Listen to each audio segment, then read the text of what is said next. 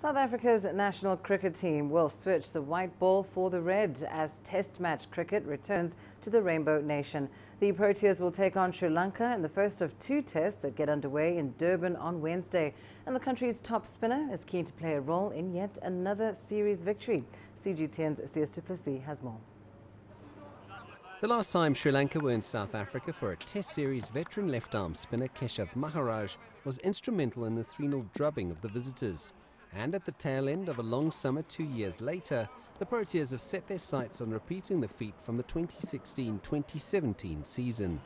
I think our test side has been really dominant this summer. After the Sri Lanka tour, we've won back-to-back one series on the bounce.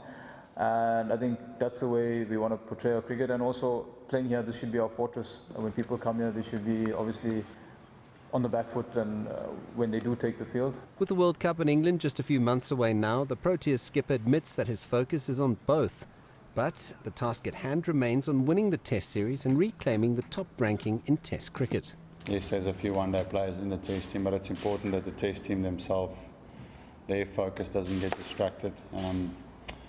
Making sure that everything they do is geared towards us as a Test team trying to get back to number one. That's been our journey for, as I said, for the last 2 or 3 years, when initially we started at number 7. Sri Lanka outclassed the South Africans last year, winning the series on the island 2-0. And Maharaj says the home side will be eager to avenge that whitewash. Whichever team comes here, we want to try to dominate them. Obviously, Sri Lanka were really dominant against us in Sri Lanka.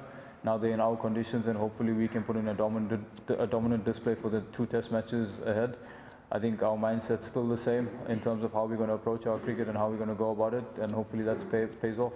Sri Lanka's test form has left a lot to be desired of late, and based on that fact alone, should be no match for a rampant South African team fresh from a convincing series win over Pakistan.